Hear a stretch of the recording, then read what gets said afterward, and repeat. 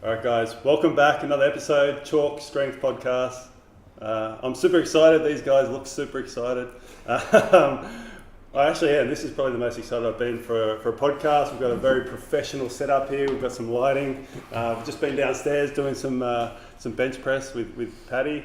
We've got Lachlan Wilmot, who's actually second time on the podcast. So welcome back. Thank you very much. Thanks for having me. Yeah. And our first timer to the podcast, Mr. Paddy Lane. Welcome. Thank you. He's put his serious lifting shoes on for today. Yeah. So, what an awesome opportunity for me. I'm super excited. Obviously, we're coming into the start of round one. You guys have probably done the bulk of your hard work, some would say, and very excited, obviously, with some new talent on board, and I guess it's sort of open to anything can happen again at this time of year. So it's an exciting time. And yeah, basically I wanted to get on here and ask you a heap of questions, but we did throw it out there to the Instagram, the people on Instagram. So I thought we might kick off by asking their questions, and we will try and answer them as quick as possible. So we'll start off going one and then the other. So I'll read them out and then we'll go from there. So 1 second. All right, so our first one here that we've just lost. 1 sec. Crumbling under the pressure already. Sorry. You won't look as bad. All right. I wasn't going to start with this one, but will Parramatta win a game this year? Just here. Honestly, I do not care. Yeah. I do not care. And in fairness, we won a game last year. We won a couple of games actually. Weirdly enough, there's a lot of people that have asked that. Yeah. Which is interesting. If we could be fortune tellers, how good would that be? But yeah. To be honest, on that, a lot of the people that wrote, will Parramatta win a premiership before I die, and those sorts of things, they actually are the Parramatta supporters. Yes, yeah. And it is passionate supporters, that's it for is sure. passion, and I suppose it's those people when they're against, they're going to be really against, but when they're for, they're going to be really for. Yeah. Do you have any comments on those sort of... Look, at the end of the day, people... people can't pick how they're passionate. If you're passionate, you're passionate, and often that can be transferred into joy, love, support. But by the same token, it can also go the other way. I think we've all worked or friends with or been around or even have family members that they're sort of, they're fiery. It doesn't matter what the topic is. It doesn't matter what it is. They're sort of, hot or cold and stuff like that. And I think passionate supporters are like that. There's certainly times where you just got to say, if you don't really, there's some comments that get thrown out there that you wonder, well, what sort of intentions do you have towards this so-called club that you love?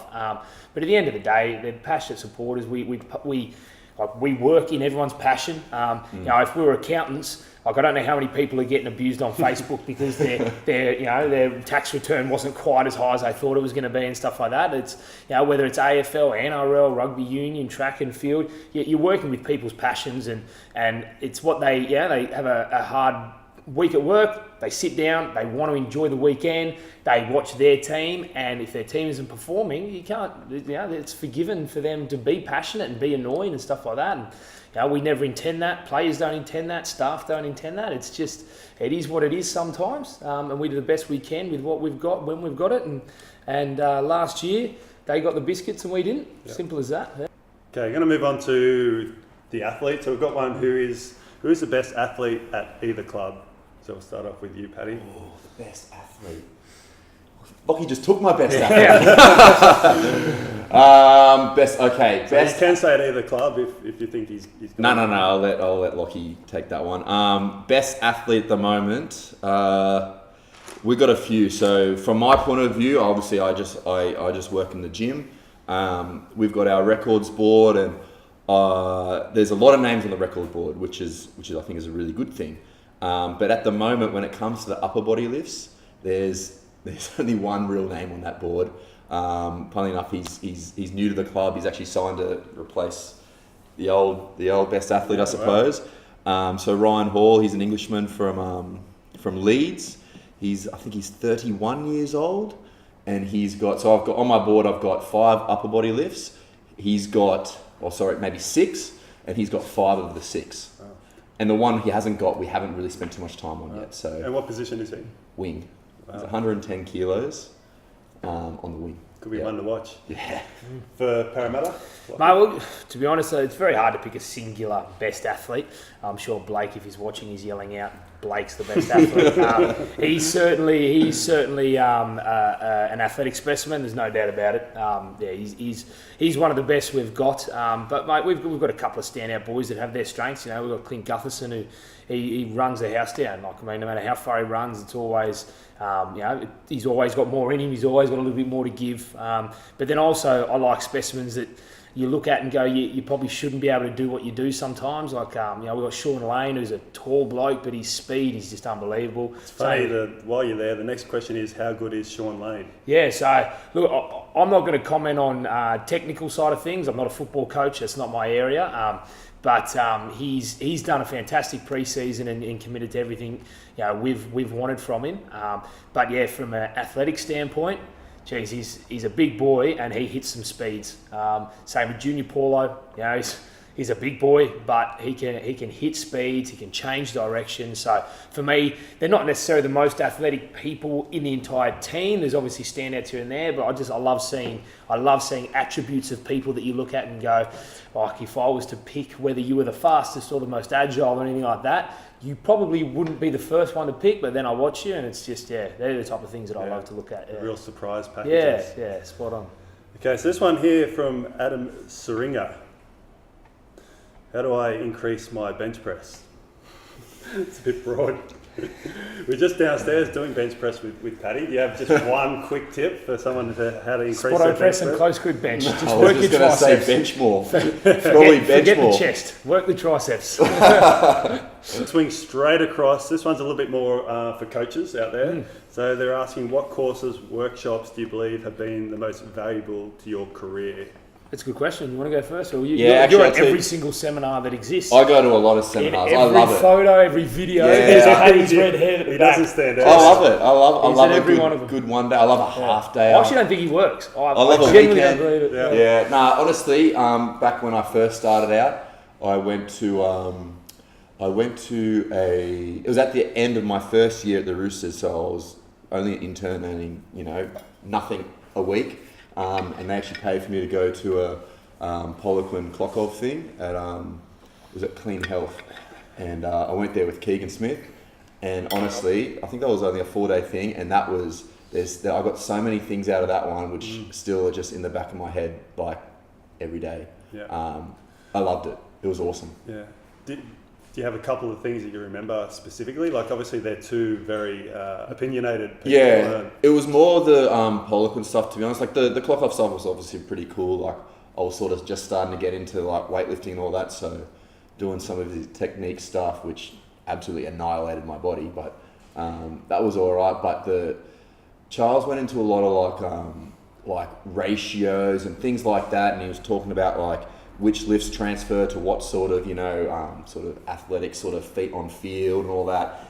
And I just remember some of those ratios and what transfers to what, and I was thinking, fuck, that's stuck with me ever since. Yeah, it's amazing. I find at all of Charles Poliquin's courses that, like, what he delivered at the lecture was good. Yeah. But what you heard just as he was just talking to people, like, in the breaks and then after the little nuggets, that's where the gold was. Like, Yeah, that's exactly. when it really blew me away. So, Yep. Any courses? Mate, look, I was heavily influenced when I was younger through Paul Check. He was quite big when I was a young coach coming up. So a lot of the stuff he did around just basic movement integration and just knowing anatomy. I think a lot of coaches these days probably don't know their anatomy as well as they should, and they regurgitate things, and you sort of sit there and go, "Oh, that's not actually true." That, as much as I love a lot of the Poliquin stuff, I think a lot of the young coaches that are coming up will see him say things and then just regurgitate what he said without thinking why or how, and that's probably a trait that I think coaches probably need to build. But as far as influence on me recently, around the Exos and Altus style methodology is something big that has always influenced me. Just they're coaches that have similar philosophies and principles to me, in the bid to just make athletes as athletic as possible. Doesn't matter what you use or how you get it done. It's the search of getting the most athletic as possible. If there's something I'm not using and I think it can make them athletic, let's do it. Yeah. It's not like I'm a kettlebell guy or I'm a powerlifting guy, and I really like that methodology, and I think that's, for me and for young coaches growing up, the biggest influence is people who you're going to be around in your day-to-day lives. Like, there's a lot of stuff that, and I've probably learned more now over the past couple of years where I've shifted more into education and with the mentorships that we run here. And you probably say things as a throwaway line, not realising that people don't actually know it, and they go, oh, they want to ask more about a little thing that you thought was nothing.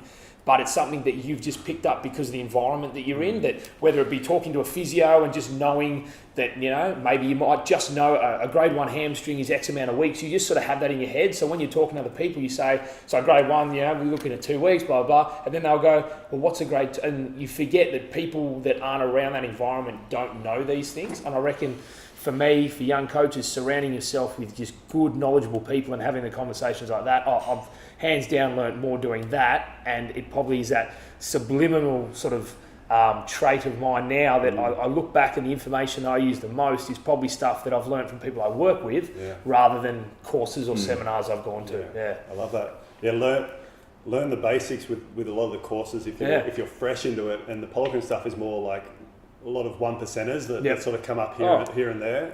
I'm also probably a big believer in there's a lot of courses I've done that I don't have the cert for because I haven't paid the extra money or filled the thing out the end. And whether that's right or wrong, for me, I'm a big believer is if I'm going to a course to get the certification, it's the wrong driving factor. Yeah. You've got to go to a course because you want to learn the content. Yeah. Like for me, I go to a course because I want the content, I want to get the manual, I want to hear from the speakers, I want to connect with the people that are there. Yeah. If they go, but if you fill out this 14-page workbook and then pay an X amount, we'll certify. I don't need that. Yeah. I don't want that. I don't care about that. So I think if you're going to a course just to get the certificate, wrong reason. Yeah. Some great advice there. Okay, let's move on to, this is James Mendy. In-season field session warm-up. Okay. Good ideas to keep player buy-in high but still fresh and fun. So that's it's obviously a good question that in the statement or a question. Well, I think the question is like often I feel like the warm up can probably set the tone for like whether it is in the gym or on the field. Yeah. Do you guys sometimes get the guys coming to you and they're not quite in the zone that you want? Do you have techniques to bring them into the either set the environment that you want or set the mentality that you want for the session? Actually, there has been some examples, more for me actually in the gym actually, rather, that's where I'm sort of running it in the gym. So there has been times where, especially if we've come off a loss or a string of losses, and I have noticed that attention to detail, say like on a recovery style session, that attention to detail isn't quite there. It's more a hindsight thing. We might lose a game. I remember at least once or twice last year we lost a game. Oh, only once or twice. Okay. It only happened once or twice. Yeah. But I thought back during the week. I remember Monday wasn't quite as the attention detail wasn't quite there. Wednesday I didn't really feel like they were just what I mean. And then oh shit, we actually lost on the weekend. And you look back and it's hard to pick it up in the moment. Or I found I couldn't quite pick it up then and there. But when we, get to the end of the weekend and we lost, and I start thinking back, I'm thinking, fuck, we started to lose that last week. Like, not that we didn't lose in the gym, but just whatever was coming out in their attitude to, getting things done, to the quality that I would like to get it done. And it starts marrying up, like, obviously, who's got the winning starts Monday? Yeah. Actually, I think it's Jack Gibson. Yeah, winning starts on Monday, and so I remember it was actually the week we versed Para at the last round of the season, right? And we come off. Anyway, so next question. We're coming off 2 losses in a row. 2 losses in a row, and I think I wrote on the blackboard, like in clear big block writing. I was just like ATD, attention to detail, and we had like a regen sort of session on the Monday. And we just fucking nailed it. Like, it wasn't anything special what we did, but we just nailed it. Our lifting on whatever day it was before the game, we nailed that. I think we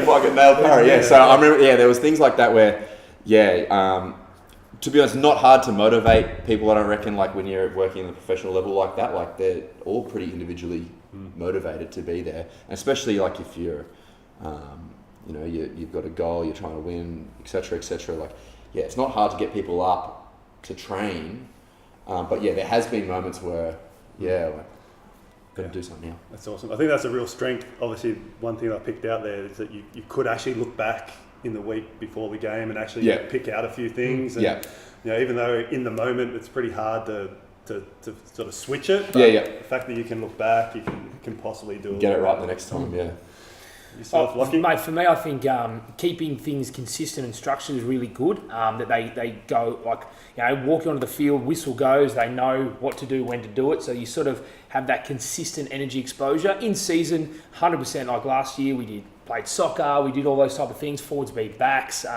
those things that can try and just add a little bit to them. But I'm also a big believer in consistency, that if you're losing, and obviously last year we did a lot of different things, we didn't throw the baby out with the bathwater, but we certainly did trial little things here and there and adjusting it. And I think probably the best we found is sometimes when we just came back to just the big rocks, the simple things.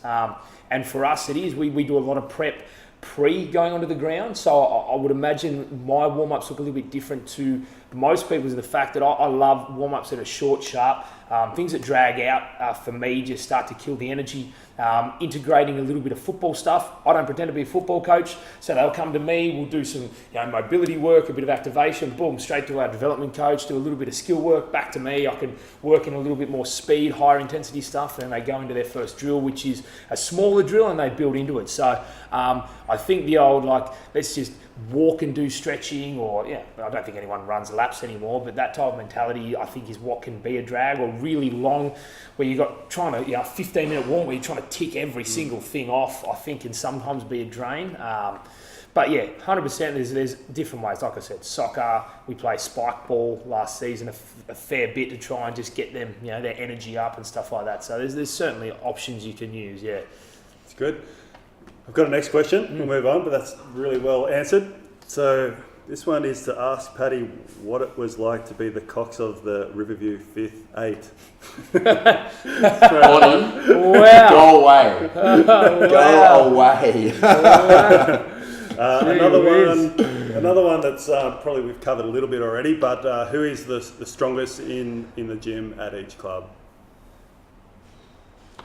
You go first. Blake Ferguson would have to be up there with one of them, but Junior Paulo, big one. Timmy Manners got some strength behind him, so they're probably our big ones. But I think the obvious one's Blake Ferguson. I do find that I've heard that, and for an outsider, Blake Ferguson, just looking at him, I wouldn't have thought that if I didn't know anything about it, he definitely wouldn't have been the one that I'd picked to be the strongest in the He's gym. a freak, just ask him. Yeah. He's probably commented live a couple of times, I reckon. Actually, it's him that asked it. Paddy, so the English guys. What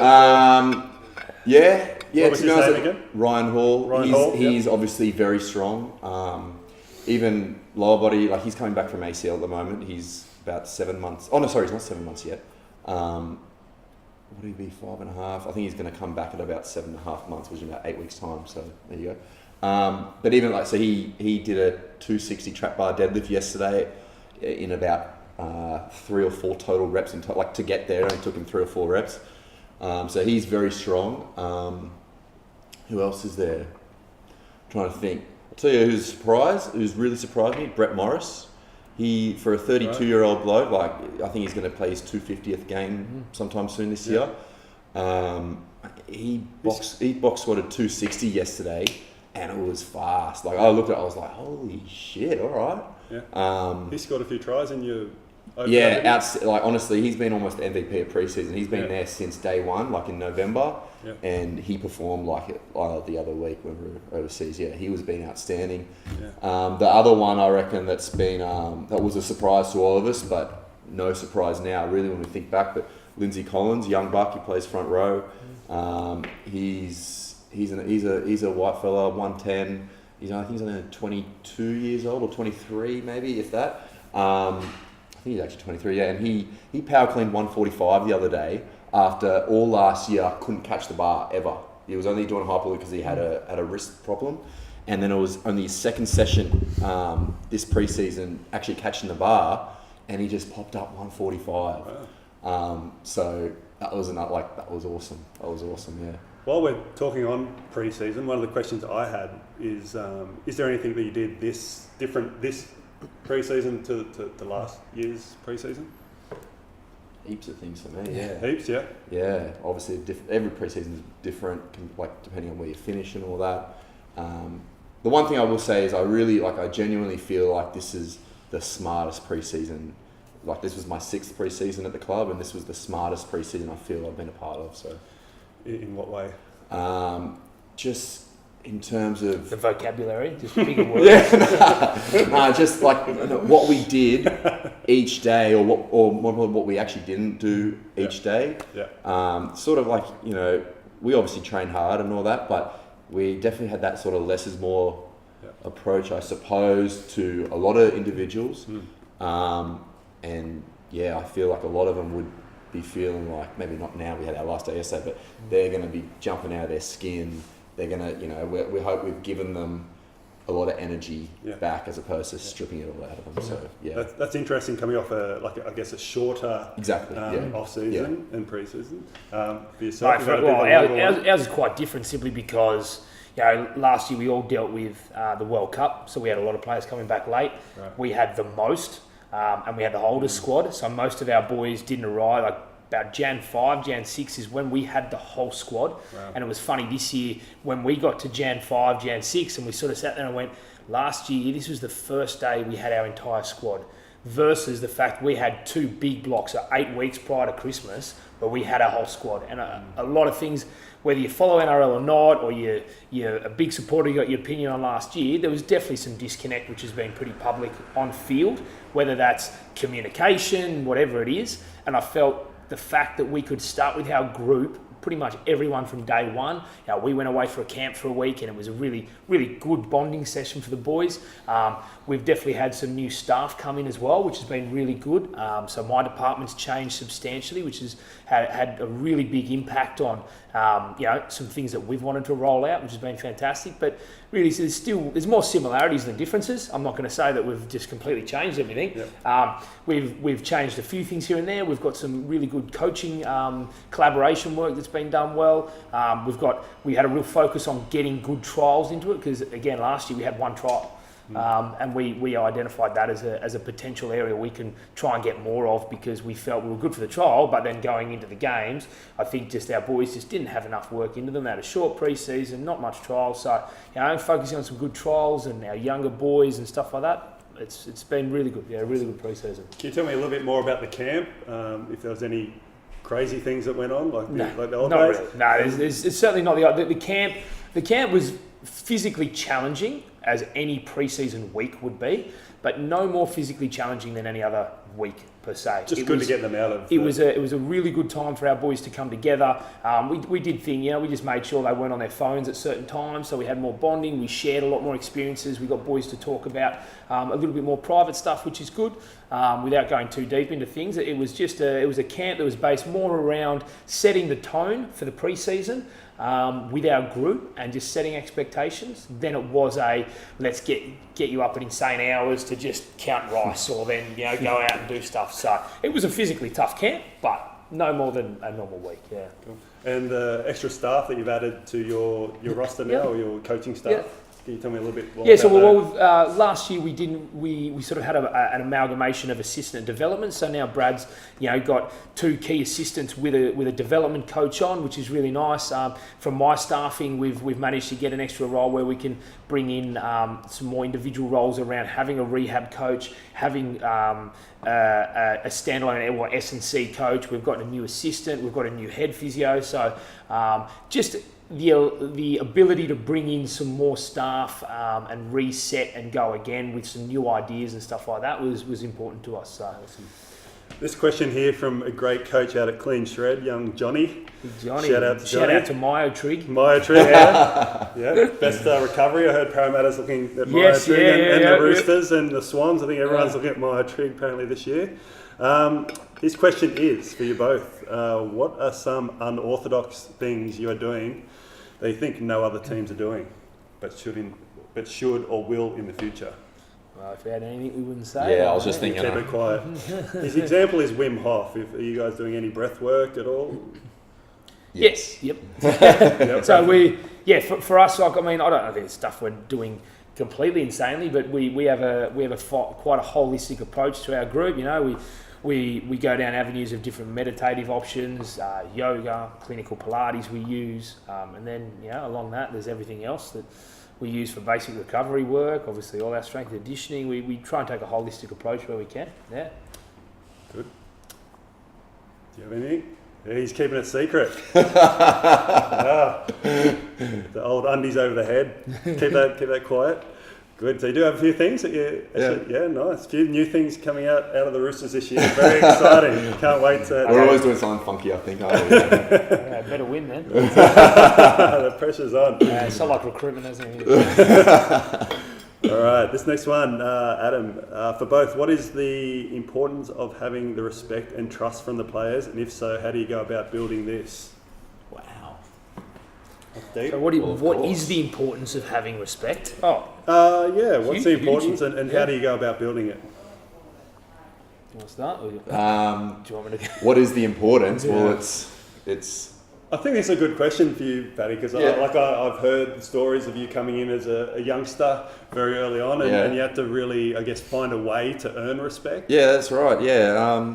So I started at the Roosters when I just turned 21. I sat my last exam in the morning at uni for my degree, and then I was on the gym floor that afternoon. Wow. And I've been there ever since. So yeah, I was very young. I was fresh out of uni.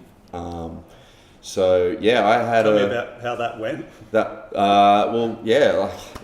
When it comes to earning respect and all that, it first of all, I think it obviously takes time. Like, I don't think there's any one thing you can sort of do to just get it like that. It definitely takes time, and I think I did see this one this morning, and I was thinking about it because it is quite deep. But I think obviously you've got to be able to show the players that obviously that you care about them and what they're trying to achieve, and how you can, you're trying to show how you can help them achieve what they're trying to achieve. And but it's got to be a real genuine care, I think, that's for sure. Like, I'm sure they can see through anything. But when it comes to earning respect, I think there was definitely one key sort of thing that helped me sort of progress from where I started to where I currently am now. And that was, I was obviously lucky enough having Keegan Smith there as my first sort of mentor to work under, and he gave me a lot of responsibility straight away. Like, I was doing rehab as an intern, so I got a lot of exposure one-on-one with a lot of senior boys, and then that led to eventually I had my first ACL rehab, which obviously is a very long time, and it was with a very senior player, and I definitely think that becoming so close to a guy that was a vice captain of the club throughout that 8 or 9 months, I think that definitely helped. It was the respect that I think that I gained from him, and then he obviously being such a senior person, that then filtered through to the rest of the squad, and I have no doubt that helped me obviously get to where I am now. Just that journey, and I think that's a good answer. Like, obviously you can't walk in with respect and trust and unless you I was a skinny little redhead bloke with stupid haircuts. Like, there's no way I was going to get it straight away. It's something you have to earn. I guess the question would be, I suppose that I have is, during the season, is there times where you actually feel like you're losing one or two of them's not respect, but buy-in, and is there sort of methods that you have to try and pull that back into, maybe it doesn't happen, but I definitely think for us, I'm not sure, it might be similar over at Parramatta. So at the Roosters, we've never had our own reserve grade team for however many years, so we've always had feeder clubs, and when I first started it was Newtown, and then for the last 3 or 4 years it's been Wyong Roos, so up on the Central Coast. There's a bit of a distance there, and as much as we did try to keep the entire Roosters squad together, at least for the early part of the week in season, I definitely think there are times where those guys that are playing reserve grade, and especially if reserve grade aren't going so well, I definitely think I felt at times almost started to feel like a little disconnect between the NRL players and those Wyong players. But I think the most important thing that I could have done at that time was just to make sure that every time they were, with me at least, like we were training hard, but we were having fun. Always trying to make like an enjoyable place to be. That's for sure. Yeah. I think that's a real good point. It always takes more than the 17 players to absolutely. To win a comp, so Absolutely. So yeah. I think at the end of the day, he's talked about the importance of respect, and any type of trust of that is 100% buying, because if they don't trust you or respect you, then they're not going to believe what you say. At the end of the day, every book's there's books being written on best buying. There's all sorts of recommendations. Time's one of the biggest things, and the more time you spend with them, the more they learn about you, the more you learn about them. And that's where those simple conversations come from. You're like, who do you live with? What are you doing this weekend? What do you watch? Like, I joke around that most of the boys, and especially AFL was probably even worse. The amount all they did is watch Married at First Sight or The Bachelor or something like that. And here we are going, oh, how good's this latest recovery technique? Yes. So they don't care. They don't care about that at all. Like there's certainly some that do, and you talk to them, but every team has your nice range of people, and I actually think, and people can argue me, I think you're kidding yourself if as a coach, I've got 34 people on my list now, you're kidding yourself if you can have a deep connection with every single one of them. Yeah. You simply won't. The same as you took 34 people off the street, you're going to connect better with some than others. For me, that's why it's important to have a dynamic and strong department, because ones that you may not have, you want them all to respect you, but you're never going to have the connection with every single one of them. So the ones that you don't have connections with, your staff should have connections. There's going to be someone that they gravitate towards. So for me, I couldn't care less if a player wants to speak to our physio or assistant physio about something, but maybe might not come to me. You want the respect, you want them to trust what you do and trust your decisions and still be nice with each other. But there's going to be players that just simply don't connect with you as well as another staff member. And I think as in my role anyway as a performance manager, you've got to put your ego to the side and say, at the end of the day, it's the betterment of our club. And if they'd prefer to say some things to a physio, then we can get the right answers, whatever we need. Other players will prefer to talk to me. That's fine. So for me, it's important to have respect. It's important to have players trust what you do, but also that deep connection is great and you want to strive for that, but you also got to understand, like everyday life, you're not going to have that with every single player. If by some means you do, that's unbelievable, but there's still going to be varying degrees of connection. We all have it, You sit down and there's some people you talk for hours about, and other people you just like, I'm struggling to find things to say to you. And I think some coaches may beat themselves up a little bit when they can't get this perfect connection with every athlete. But I think it's important to know there's some that you're just not going to find that. You do the best you can. You try and have a working relationship and respect and enjoyment. But ultimately, if they have issues going on in their private life, they may choose to tell someone else. As long as it's feeded somewhere and for me, that's all you can ask for. That's awesome. That's really good insight to your awareness again of the bigger picture, which I think is great for me to hear. Really, really awesome to understand and get some insight to the way that you're actually thinking about things. We've got one from the Troy Savage, the big fella himself. Is it important for an S&C coach to be strong and in condition? It's very funny actually because Nathan Keeley posted, or Kylie, that. I don't even know.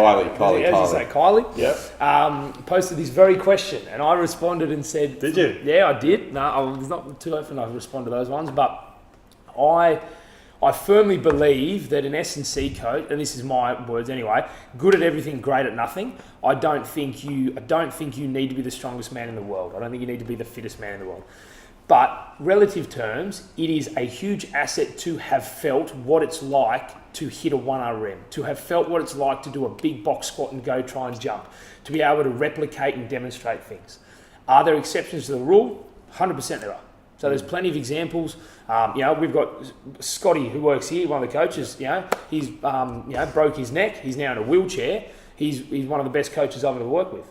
But can he demonstrate everything? No. Could he use it? 100%. But he's one of the exceptions. He does an amazing job in the way he is, and that's great. But I can tell you now, if he had a preference, he would prefer to be able to demonstrate and be able to throw tin around. So, and that's why I wrote back to to Nathan, basically said, look, at the end of the day, there's exceptions to rules, there's plenty of them, but if I had a choice to create a strength and conditioning coach, I would want them to not only be knowledgeable and smart and evidence-based and have that art of coaching, but if they're also pretty strong, pretty conditioned, again, don't have to be world record setting, but yeah, 100%, I think it's an advantage because you can talk with empathy rather than just, general sympathy. Yeah, can't agree. Paddy? I saw Nathan's post as well last night, and I think I voted on both, but I think I sort of, from memory, I contradicted myself on both of them because I saw it and I thought about it and I was just like, yes, no. Yeah. For me, personally, right. yes. Like for me personally, yes, because it's obviously, I think it's a huge part of my own identity as a coach and as a person that I love training, but for everyone else, yeah, I don't know. I don't really care either. Yeah. Like it's up to the individual. I did see something online very recently. I can't remember who put it up, but it was something about that the younger you are as a coach, it's probably more important, and the older you get as a coach, it's probably less important. Probably just due to the fact that you are more experienced, and it's less of a necessity, I suppose, that that you are strong or fit or fast or whatever your thing is. But yeah, for me personally, I it's important to me because I enjoy it, and that's it. For everyone else, I don't really care. Yeah, like it could be an asset for me, or it might actually work in someone else, like in favour to not worry so much about their own training. I don't know. Yeah. I personally think it's still important for a coach to uphold somewhat of an image. That's not to say they have to be ripped. Yeah. We can't all be like Paddy. But I think it's important for them not to be clinically obese. Yes. If you want to take the two extremes, you can be thin and not very ripped, but you got to have some health. Like you've got to, in my opinion, you've got to show that you have some discipline in your life. Because I couldn't justify telling a player to uphold these things if I don't do a similar thing. Now, I might tell an athlete, go home, do your recovery, make sure you do the 1%ers. For me, the 1%ers are go home, make sure you're across some research, make sure you've read that couple of pages or listen to a podcast to make yourself better. For me, that's the thing. If I went home and did nothing or I didn't do anything in my spare time and I just didn't do it, I think that's the practice what you preach part. Yep. I don't necessarily have to be the strongest, fittest doing it, but I better be in my area. I better be doing the 1%ers because I'm expecting my athletes to do the 1%ers in their area. So it's really good. Yeah. I think you've covered almost everything on that. The other question I have is occasionally there's someone who wants to be a coach but also be an athlete. Do you ever see a problem with that? Where their focus is too much on the training and not enough on coaching? To be honest, I think I see that all the time in our industry. There's people that get into it. I think Brett Bartholomew said it quite well in his book, the training gets us into it, but coaching keeps us here type of thing, or at least paraphrasing it. It's certainly something as a young person training, enjoying training, they look at job opportunities, they see PTs, they see S&C, how good would that be, get involved in that, I get to train a heap, and ultimately they love their own training more than coaching. I think to have longevity, like you can see how excited Paddy was getting talking about like other athletes' PBs. I think that's not to say he doesn't get excited about his own, but if that's all that excited him, he would struggle to progress in this industry. The fact that he gets excitement and passion out of seeing his athletes do well, for me, I think that's the transition from like loving to train and then loving to coach. And some people have it early in their career, some people have it later, some people have a complete swing where, and you see it with some, they don't have any training of their own, they keep themselves healthy, but they just love coaching and do everything that's fantastic, that's fine. You've got other people that may keep a 50-50, but if you don't have a real love and passion for seeing others succeed, you might as well just be a PT, train for a little bit, and then ultimately you're going to move into a different career for me, because you've only got a certain number of hours left in your career, I reckon. Yeah. Very well said. Everyone live on the Instagram, is that still going? This thing on. Oh, we've died with the Instagram. All right, we've got another one here, which is the biggest thing you have changed your view on in the last 12 months. So we might overlap here, but is there anything that you've changed your mind on in the last 12 months? I did think about this one this morning, and now I've forgotten. I couldn't nail it down to any. There's obviously a few things that I've done differently this pre-season compared to last pre-season. Actually, sorry, that was right. I do remember now. It was more of a philosophical sort of viewpoint, I suppose. I remember 12 months ago, I had to share my philosophy with the rest of the football staff. And I remember I got up there and I had this one-liner which I thought, this is perfect. And it was something about like, I want to blah, blah, blah. I want to create the best rugby league playing athlete sort of thing. And I thought, I've just nailed it as an S&C coach. We had something sort of similar at the start of this pre-season. And I sort of called myself out on it. Like, obviously been through the last 12 months, I sort of called myself out. I was like, what a cop-out. Like, I'm sure that's what probably a lot of people will be like, yeah, no, that's right. But I just saw it as a cop-out. Like, I with S&C, like there's a lot of multi-sport S&Cs. They can coach this type of athlete. They can coach that type of athlete. It doesn't really matter. For me, I know that I'm an NRL strength coach now. I just know that that's what I'm here to do. So I do think the biggest change I've had now is I'm here to help create better rugby league players, like better NRL players. Like it's not just about their athleticism. It's more than that. So I think that's the biggest change I've had philosophically in the last 12 months. Yeah. And how did you come about with that decision? Were you like sitting in a room by yourself, or were you just driving along? Like, there's a lot of people that would. I think it was actually against us, wasn't it?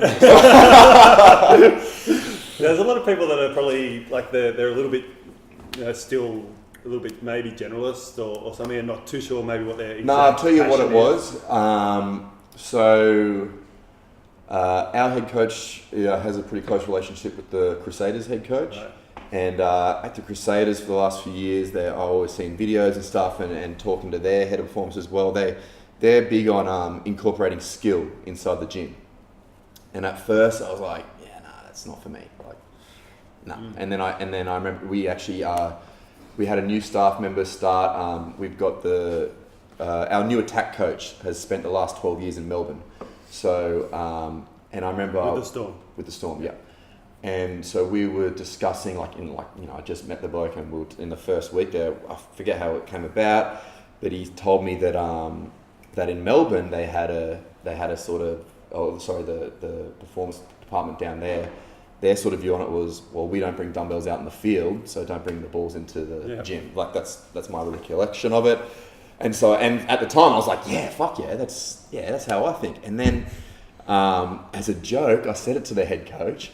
And he didn't take it very well, and so I was thinking, fuck, I shouldn't have said that. But it did get me thinking. I was like, yeah, I'm not just here to create a better rugby league playing athlete. I'm here to help these guys be better rugby league players. So I suppose that was definitely the catalyst that actually made me start thinking about it. Yeah, that's for sure.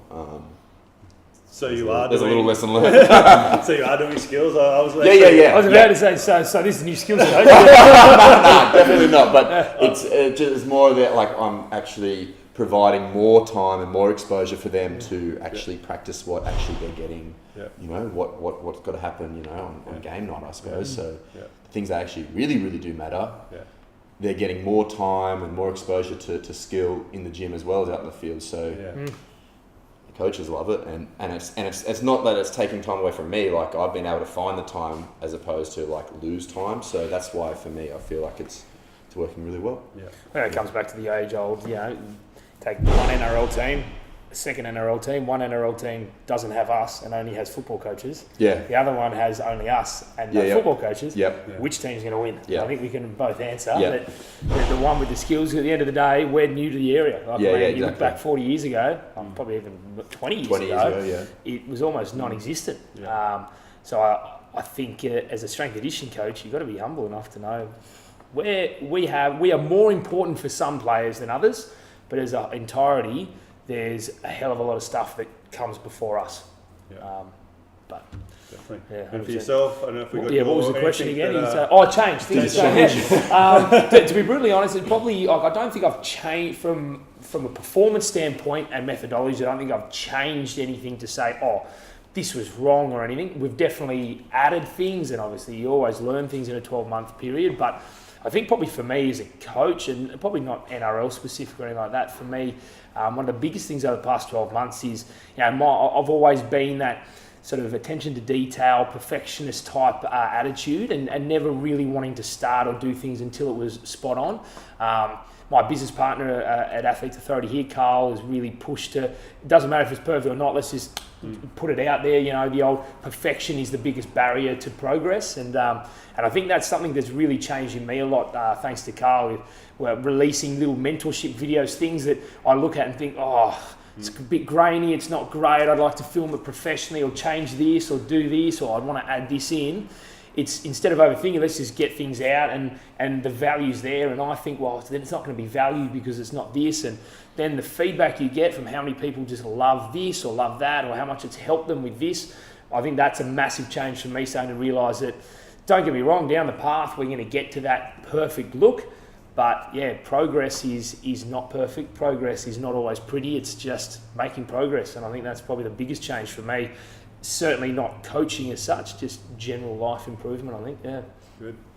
Next one I have is, what's the hardest thing about being an S&C coach or working in rugby league? Well, for Parramatta, the media. I think the stats are the Telegraph sells more papers on any day that there is a negative back page story on Parramatta. That is the highest selling paper rate or something like that. So is it really with Parramatta? You lose two. We lost 2 games in a row. Parramatta in particular, 3 games in a row. More and more. When we were at 6 games in a row, we had media everywhere. We won the next weekend, and no one. It was just crickets. We won 2 in a row. Nobody. Crickets. So I think that's from AFL, where you're probably a little bit more insulated here in Sydney. Going to Para, the media scrutiny is very different. So I think that's for me that that's probably. And how do you combat that yourself? Is there anything you do individually or for the team? To be brutally honest, I think I don't know if there's an easy routine to teach someone to deal with it. I think some people are just good at dealing with it or not. You can certainly get better the more you're exposed to it. For me, I've fairly thick skin. Working in professional sport, generally, most people don't ever take things personally. There's so much. How many times will you get in arguments with coaches, with staff? You have these discussions, but at the end of the day, it's nothing personal. It's always just about the program. So I think for me, that's I've never taken things personally. So when people comment on things, it's like, well, realistically, they don't know. Yeah. Nobody knows. So. Yeah. Is it hard at all to not let that affect your actual job? For me, it certainly doesn't affect my decision making. I can safely say that no matter what anyone else says, a bit of an insight, when I went to the Giants to Parramatta, I still had another year on my contract at the Giants, so I had all intentions of staying at the Giants. In discussion with Parramatta, I simply said that I want to be able to put my ideas forward and run my type of program, and I want to make sure that the coaches are on the same page. Coaches were on the same page, and that was one of the reasons that I went over there. As far as I'm concerned, if we're going down or I'm going down, I'm doing it my way. I'm not gonna have another wooden spoon season because I changed a whole heap of things that I didn't believe in. So for me, quite frankly, I could not care less what other people think, as long as my players and my coaches are happy with what we're doing and with the direction we're going. Obviously, we want to win, but that's what gets me through, and I want to make sure that I'm doing the best for them. I'm not going to let someone else's decision or opinions change my decision making. Yeah, 100%. Paddy, the hardest thing for you? Mate, honestly, all the hard parts or anything that you perceive to be hard, whether it's long hours, odd hours, pressure, like there's obviously a lot of pressure being on the eastern suburbs, Sydney Roosters, there's a lot of pressure there, but all those things, all those hard, like I love all those things. Like honestly, I couldn't tell you something that I find hard about the job. And it's not easy at all. Like it's not easy at all, but I don't know. I just love, you know what? I just absolutely love the challenge of trying to be part of something that's just so much bigger than myself. Do you know what I mean? Like, yeah, that's good. A question for myself. So if you could choose just one strength machine, so I'm talking not barbell, not bikes, not cardio, like an actual strength machine. I'm talking leg presses, things like something that chalk strength could make. Is there one that you go to quite a lot in the gym currently? Could be for rehab, could be general. Yeah, so we were up on the Central Coast last week, and so we trained at a big gym up there with the boys that our top blokes didn't play on the weekend, so we had about 15 blokes that didn't play. And I actually took Boyd Cordner to the gym we did some leg press. We don't have a leg press at work.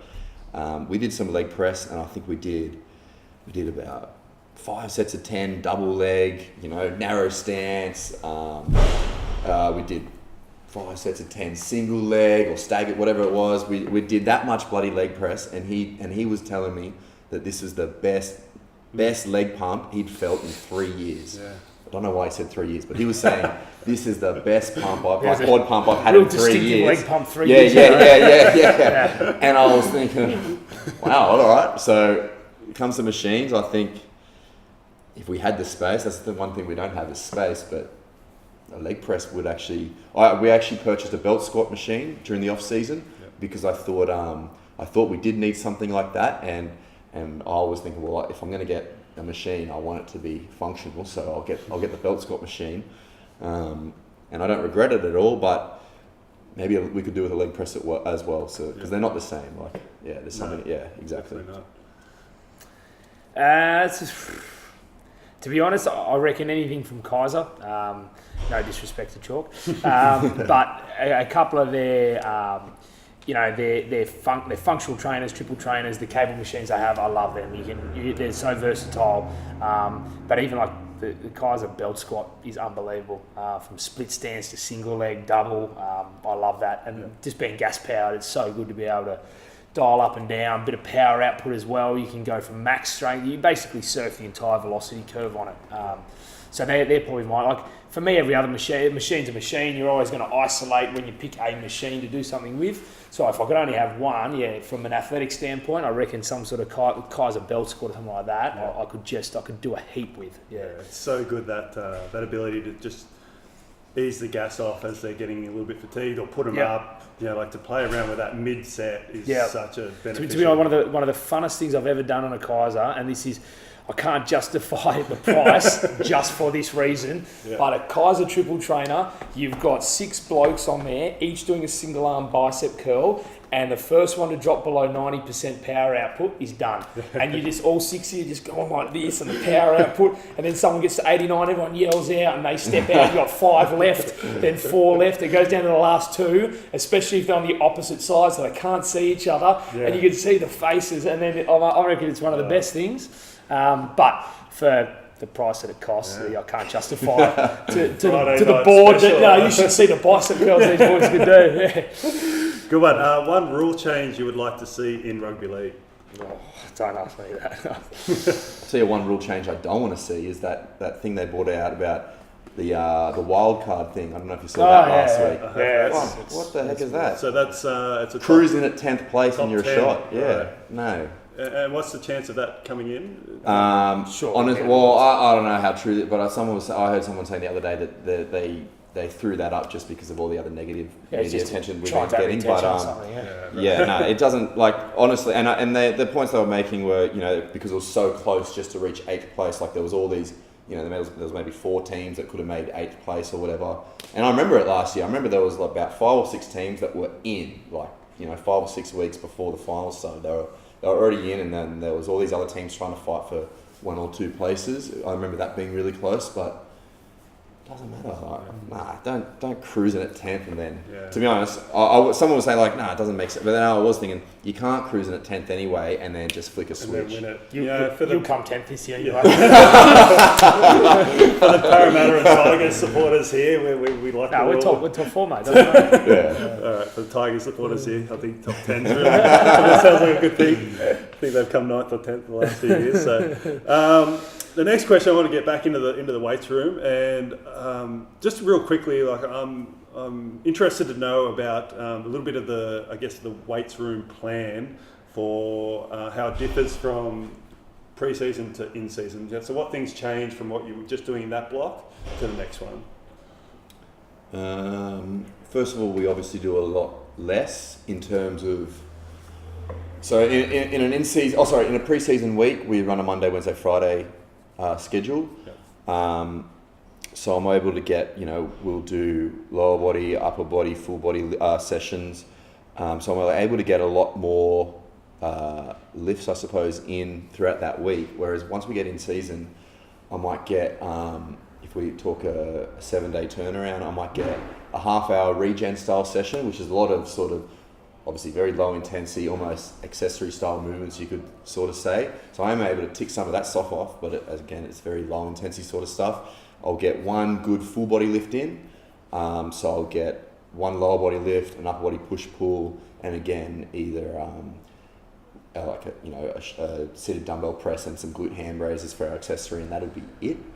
And then I'll get another half-hour power I call 2 days before the game, where we'll get like an Olympic lift in, some sort of a type of ballistic lift in, some med ball throw and a jump or whatever it is, and that's it. So things like Romanian deadlifts or step ups, what else? Like all the other things which are very important, especially throughout pre-season, and I just find like I'm not going to get these in, or if boys are getting these in, it's at the expense of something else for whatever reason. So I get a lot less done in season, but that's probably the biggest difference. But at the same time, I feel like nothing really changes for us. Yeah. Especially in my mind. Like I was talking to one of the boys at the start of this week. We were talking about how close round 1 is, and being fresh and all that sort of stuff. And don't get me wrong, like you got to be fresh or ready to play week in, week out for 24, 25 weeks in a row, then finals. But in my mind, I'm thinking, I've got 5 months until I need to worry about these guys peak, like being at their peak. I've got 5 months of training still. Yeah. Like I'm laughing. So, yeah. Again, an awesome way to look at it. Yeah. Obviously, my role is a bit different being a performance manager now, considering where I was with the Giants as the strength and power. So the philosophies are still the same. When I was with the Giants, in an overarching philosophy, we would cut volume down and we would chase intensity and velocity. Simple as that. We'd mix between max effort days and velocity-based days. We have a very similar concept over at Para as well. My strength coach there, Adrian, puts a hell of a lot of work into them in the pre-season, but come in season, a lot of the volume strips out. We don't have these magic changes of exercises or anything like that. We simply modify some ranges sometimes, modify range of motion. We chase velocity, we chase intensity. We'll still have boys that we can do little capacity blocks with and find accessories and stuff like that. But it is about flipping between velocity and intensity, making sure that we're fresh at the right time, that we're working at the right time. League compared to AFL, they're sort of hard, like double sort of bye weekends that we have now, where we have basically a bye weekend, we go into a game and then have state of origin, so effectively another bye weekend. It's a block, 5 rounds ish away from finals. It's a really good opportunity to get a little bit more work into them, to reset and go again. But even saying that, it's not like you're doing a pre-season again. You're not putting a heap in. So exactly what Paddy said. It's we've still got plenty of opportunities, and AFL more so, but NRL to an extent. They're running less in season than they are in pre-season. So boys that struggle to put on weight, sometimes you can actually find a couple of kilos in season, providing they're recovering. And some of the younger boys, it's a really good opportunity because they might be playing reserve grade, so the intensity's not as hard as NRL. So you're finding you can actually get an extra session here and there. They're getting a little bit more capacity work done, but they're running volumes much lower, so you can actually find some size for them. They're just working so hard in pre-season. It's sort of a catch-22. It's really hard to sometimes put on some size with boys that struggle to because 100%. they just run it off. Yeah, I've been really excited lately about like that one player in particular. You know, for the last few years, really, like the coaches start being into me about like, surely, like you can expect this guy to be, you know, at least a kilo or 2 or 3 heavier than what he currently is. I'm thinking, yeah, I know. Yeah. And I've been that pumped about getting into in season because I've been telling like, hey, round 1 or in season, fucking hypertrophy time. Yeah. Like on that, like that's what I just like, exactly for the reasons like he just stated then. Like I'm pumped. Like this guy's like, you know, if he's 104, 105, and they want him to be 106. Wait till we hit in season, we'll get him there. Which obviously doesn't sound right at all, but that's just the way it is. Like I remember last year, we were pumping. Like we ended up having on our records board, we had a arm size category because we were pumping that much like extra upper body, like in the right way. But we were almost actually getting probably too carried away with it, like on those low intensity days, like I'm talking about. We weren't working that hard on the weekend. That's one thing I learned actually last year was the amount of that sort of extra sort of, you know, call it hypertrophy or whatever it is, like that extra volume you actually can sneak in season, which you can't actually get in pre-season, or you can't actually see the benefit of in pre-season because of the running volume, etc. So I'm really excited. I find that obviously a lot of the listeners will find that very interesting. That, you know, everyone would think, okay, off season, that's when we're going to put on the muscle. Why exactly is that? Is it because they're doing more running during the off season or pre-season? Is that what you see as more important, or is it because everyone does it the same across the board? It's just a greater volume of exposure. They have more training days available to them. The coaches have more things they want to do with them. Conditioning wise, it's the time that you can push them to the edge and not have to worry about how they feel on the weekend. And it's just basic interference effect. It's unfortunately the pathway that creates muscle size and power is the opposite pathway that creates any type of aerobic or anaerobic change. So it's a vicious cycle of fighting back and forth, and like all coaches, they want them bigger, faster, stronger, all at the same time, and you just sometimes you can't do it. So you got to take your priorities and mix them around. I think a lot of people talk about there are very limited occasions that I've experienced where coaches have said, "I'm happy for him not to do all this conditioning stuff because I want him bigger." That is a very uncommon thing to get, and it only happens in a blue moon.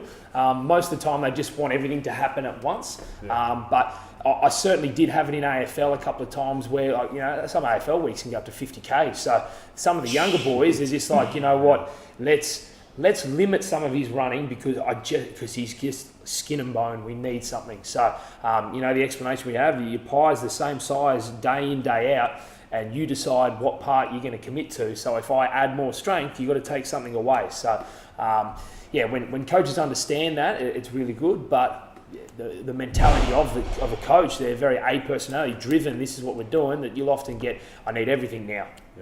Or yesterday. Really interesting. Possibly as well during the off season and pre-season, these guys are probably going out on the weekends and surfing and doing all sorts of stuff. You've got the extremes. You've got some boys that do really well and other boys that don't do too well. Well, the ones that you need to put weight on, probably some of those guys, some of those back rowers, they look pretty athletic. They probably like to get out there and do athletic things as well when they have the spare time. So when they comes into season, they probably pull some of that stuff back and concentrate on their recovery and start eating a bit better and eating a bit more. Right. It really makes sense. In the weights room, I've got this one might get a bit controversial, but is there any exercises that you feel are overused in the weight room? And next we're going to go to underused or undervalued. Overused. Just in general that you see. I don't see any other teams stuff, so I don't know. It's contextual. Good it's answer.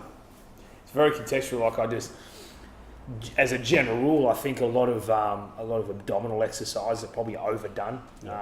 People love them for finishes. Like sit-ups. I think probably, to be honest, activation style exercise overdone. Right. This is, again, I don't stand and watch other teams. Exactly. This is what I see posted. This is what I see people talk about. This is what I see when I look at other programming structures. probably the big ones. Okay.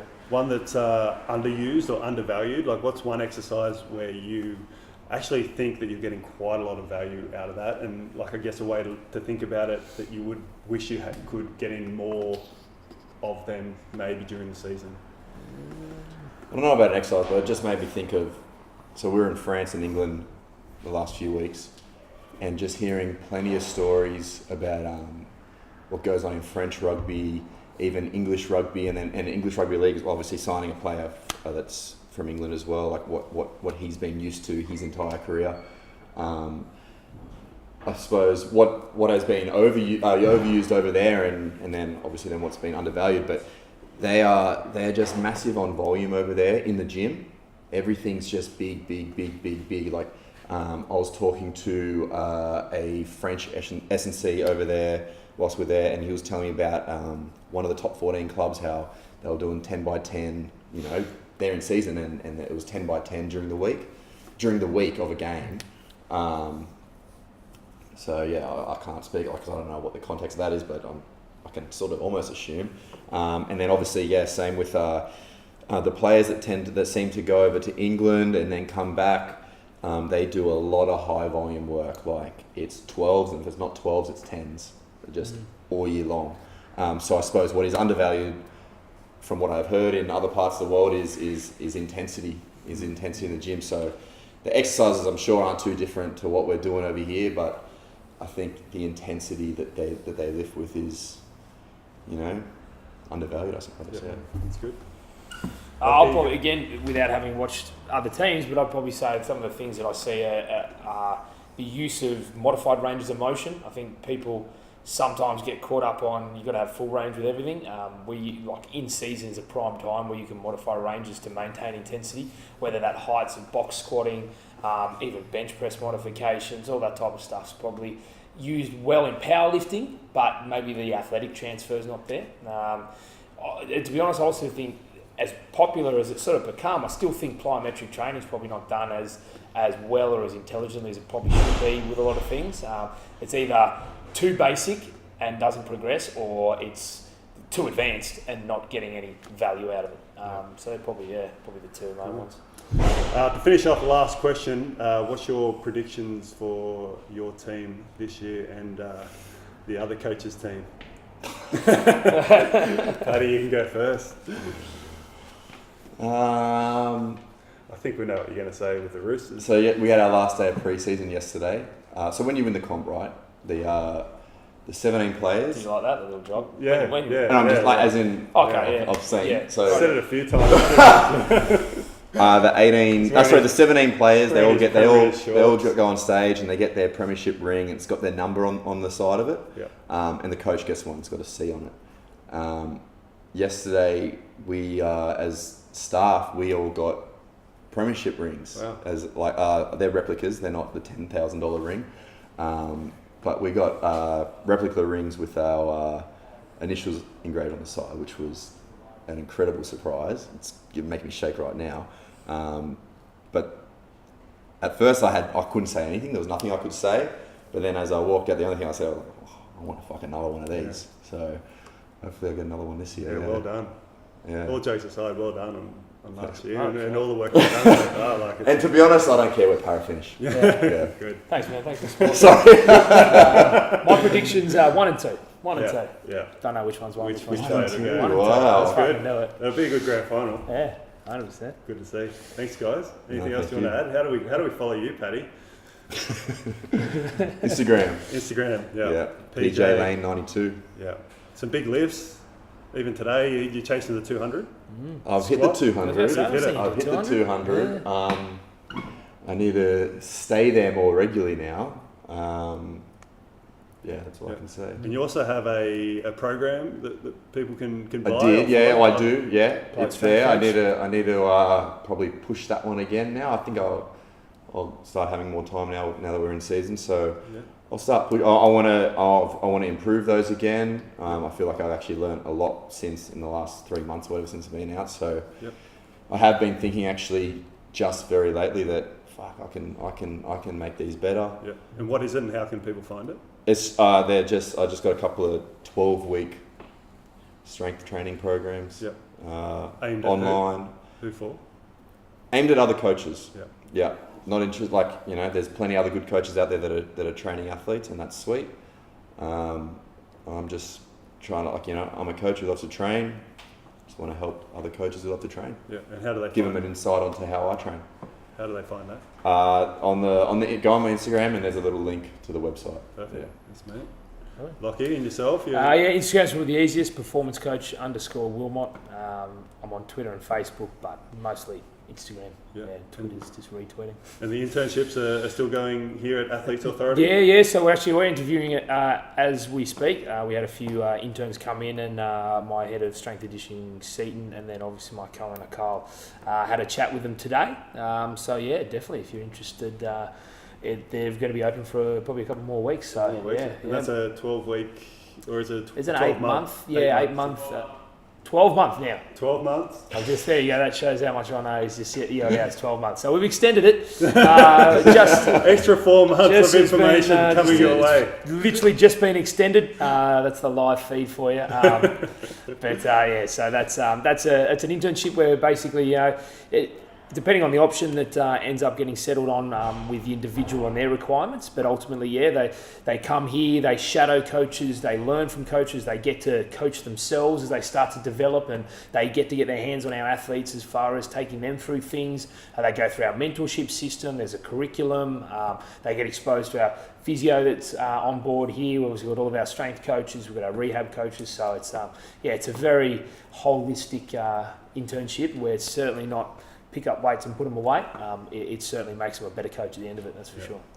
Well done. I think both of you guys are obviously doing great jobs with the NRL and with your clubs, but also the fact that you're giving back to some of the young strength and conditioning coaches that are coming through. I think that's awesome, and it's great to watch from the outside. Appreciate it, mate. Thanks for having us. It's great. Thank you. Cheers. Thank you. Thank you. Thanks for making your way out.